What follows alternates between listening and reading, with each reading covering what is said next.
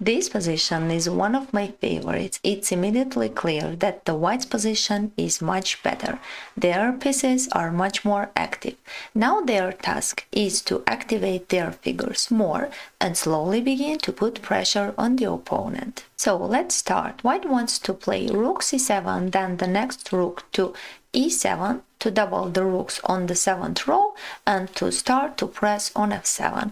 But after immediate rook c7, black can continue rook d7 to offer the rook's trade. Of course, after this trade, white's position again will be better, but white to trade our active rook with the passive opponent's rook, or white to go back into a passive place. So that's why let's at first play bishop b5 to start to control all these squares, and just then to play rook c7, then rook e7. So after bishop b5, black has no useful idea, no useful move. That's why white can do everything they want. After bishop b5, let's try to stay and wait for black. Let's see how white will continue. King f6, rook c7, king g7, rook e7, again king f6.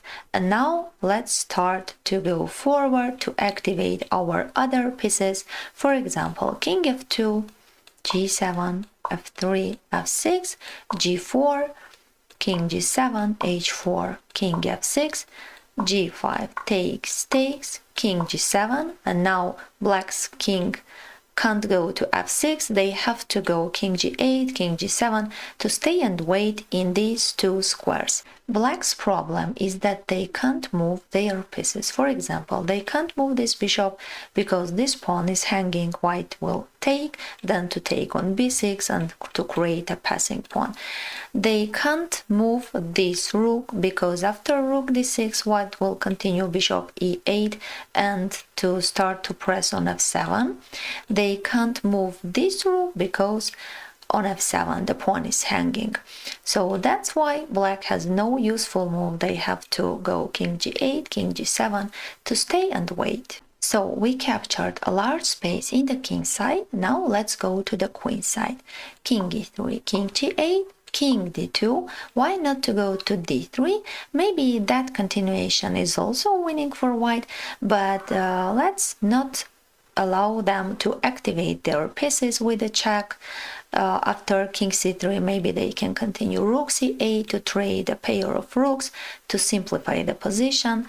That's why let's prefer to play with dark squares. King d2, king g7, king c3, king g8, b4, a4, a5, takes, king g7, king b4, king g8, king c5, king g7, and just now to trade everything, bishop d7, takes, and after that to win these two pawns, to create two passing pawns, and to have a clear winning position.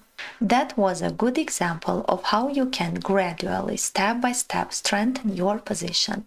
The next example will be like homework. You should analyze and try to find a way to strengthen your position.